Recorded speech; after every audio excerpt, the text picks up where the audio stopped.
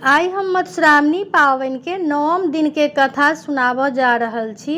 एकर नाम अछि मैना के मोह भंग। गौरी के बड़ महादेव के देख कऽ मैना तऽ बेहोश भऽ गेलखिन। लोक सब हुनका कोनो तरहे होश में आनलकनि आ होश एला पर ओ नारद के तऽ बेइज्जत करऽ लगलखिन। ओ नारद के कहलखिन जे नारद अहाँ महा ठग छी। अहाँ पहिने कहने छलहुँ हेँ जे महादेव गौरी के चाहै छथिन आ फेर कहलहुँ जे गौरी हुनका सेवा करथुन आ कठिन तपस्या करथुन तखन महादेव के संग विवाह हेतनि। एहिमे जे हमर बेटी के अपमान भेल से संसार जानलक आ हम कतौ मुँह देखाबऽ के योग्य नहीं रहि गेलहुँ। हम कतौ जाउ की करू किछु नहीं फुराइत अछि। हम तऽ जीविते ही मरि गेलहुँ। हमर घर तऽ चौपट भऽ गेल। अनकर की भेलैक? हमर मोनक सब मनोरथ मनहि रहि गेल। कहाँ छथि ओ सप्त ऋषि आ ओ स्त्री? अखन यदि ओ सब भेटती तऽ सभक मोछ दाढ़ी हम नोचि लितियनि। ओ स्त्री तऽ और ठक्किन निकलल। गौरी से कहलक जे हम अनका की कहियौक? हमर तऽ अपने घर बिगड़ल अछि। सब नाच तऽ हमर बेटी के कारण भेल। ओ तऽ सोन सन बेची माटि किनलक आ सूरजक प्रकाश छोड़ि कऽ भगजोगनी में रहऽ लागल। एहन सुंदर शक्तिशाली देवता सबके छोड़ि कऽ महादेव के तपस्या करऽ लागल। सब तें गौरी तोरा आ तोहर तपस्या के धिक्कार छौक। घर जाकऽ सौंसे नगर में हम गाड़ि देबै। अपनहि हम विष खा कऽ मरि जायब। कहाँ गेल ई छौरी? आइ हम तोहर गर्दन काटि दियौ। ई सब कहि कऽ मैना कतौ आराम करऽ हेतु गेलखिन। हिमालय कतबो कहलखिन जे ओ किछु उत्तर नहीं देलखिन आ ब्रह्मा सब बात बुझि मैना के बुझाबऽ समझाबऽ के लेल एलखिन हन। मैना के समझाबऽ लगलखिन लेकिन ओ मैना से कहलखिन जे महादेव सब देवता से पैघ छथिन आ ओ परमेश्वर छथिन। ओ संसार पालन तथा संसार के संहार करै छथिन। अहाँ हुनका अखन धरि चिन्हलियनि हँ नहीं तऽ बताह जकाँ करैत छी। मैना तुरंते उत्तर देलखिन आर जे कहब से कहू लेकिन हम अहाँ के बात नहीं मानब आ गौरी के विवाह हम नहीं करब। अहाँ लोकनि गौरी के सुंदरता के बर्बाद नहीं करियौन।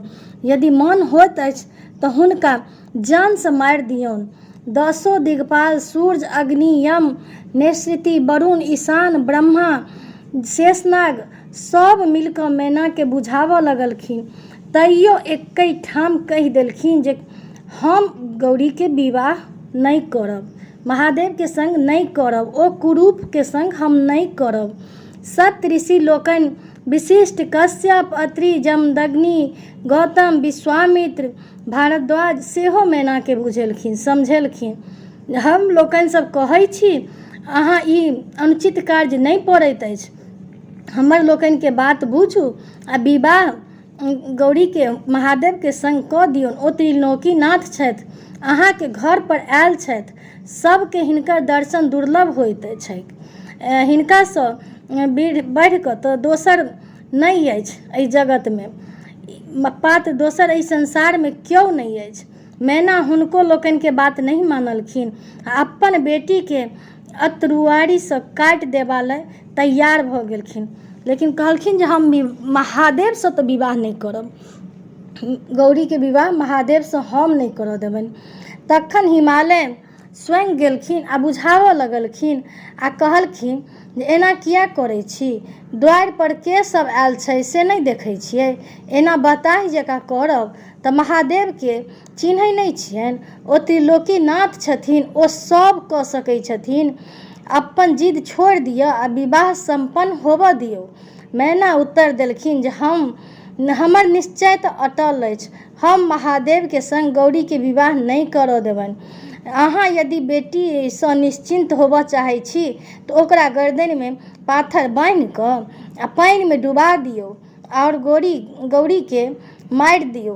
बुझाबऽ के लेल कहलखिन जे माय अहाँ के मति एना खराब किया भऽ गेल अछि? गौरी कहलखिन, अहाँ सब दिन धर्म कर्म पर विश्वास करै छलहुँ हेँ, आइ महादेव एतेक छोट किया बुझाइ छथि? इएह संसारके पालन करता छथिन, सभक कल्याण करै छथिन। ई सब देवताके देव महादेव छथिन। देखियौन, हिनका संग सब देवता हिनकर सेवक बनि कऽ आयल छथिन। अहाँ उठू, होश करू। आ महादेवके हिनका सेवक बनि कऽ आयल छथिन। अहाँ उठू, होश करू आ महादेवके संग हमरा विदा करू, शादी कऽ कऽ सम्पन्न कऽ दिअ। आर यदि अहाँ ई काज नहि करब तऽ हम आन कोनो देवतासँ विवाह नहि करब, जन्म भरि हम कुमारी रहि जायब। महादेवके हम तपस्या केलहुँ हेँ, हम हुनके मन कर्म वचनसँ अपन वर मानै छियनि। मैना गौरीके ढिठगर बात सुनि कऽ अवाक रहि गेलखिन। ओ क्रोधमे थरथर काँपऽ लगलखिन आ गौरीके पकड़ि कऽ मारऽ लगलखिन। ई देखि नारद मुनि दौड़ि कऽ गौरीके छोड़ेलखिन आ विष्णु भगवान सेहो मैनाके बहुत बुझेलखिन, लेकिन ओ टस सँ मस नहि भेलखिन। तखन महादेव नारदसँ कहलखिन जे हे भोलानाथ, हे भक्तवत्सल, आब अपन भावट समेटू आ सुन्दर स्वरूप बनाउ। गौरीके देल वरदानके पूरा करऽके समय आबि गेल अछि। भोलानाथ अपन रूप बदलि देलखिन। नारद मैनाके जा कऽ कहलखिन जे आब बरके जा कऽ देखियौ, ओ केहन छथिन। मैना महादेवके हुनका देखिते रहि गेलखिन। सूर्य सन चमकैत सुन्दर आँखि, मोती मणिकक गहना पहिरने बड़ सुन्दर सुशील लगै छलखिन हेँ महादेव।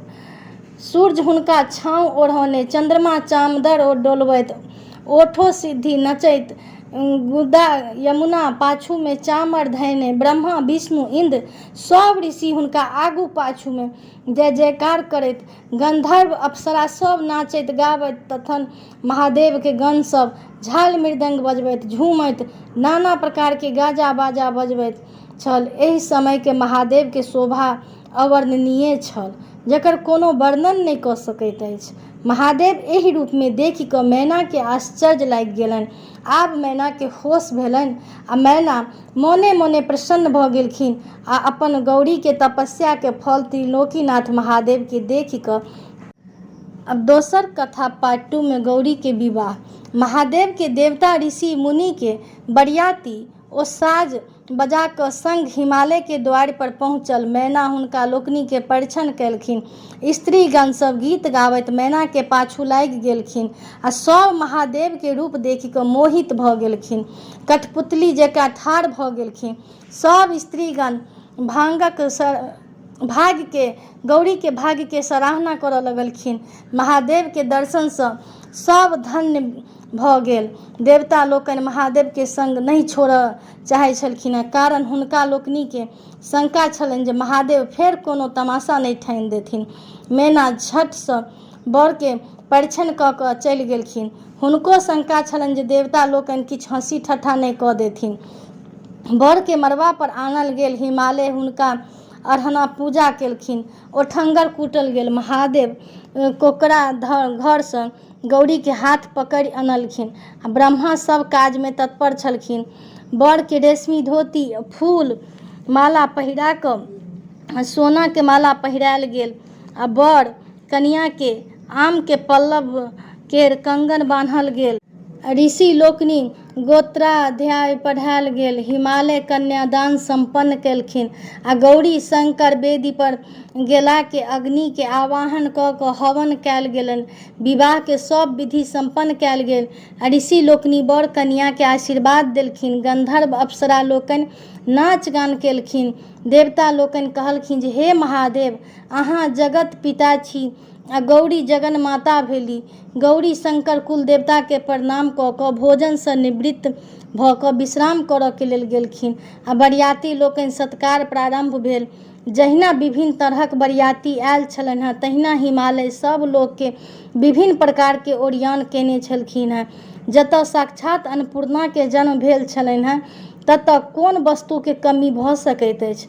बरियाती सब प्रसन्न भऽ कऽ हिमालयके धन्यवाद दैत विदा भऽ गेलखिन आ कहलखिन जे अहाँ धन्य छी हिमालय। आब हमरा लोकनिके तारकासुरसँ त्राण पएबाके बाट खुजल।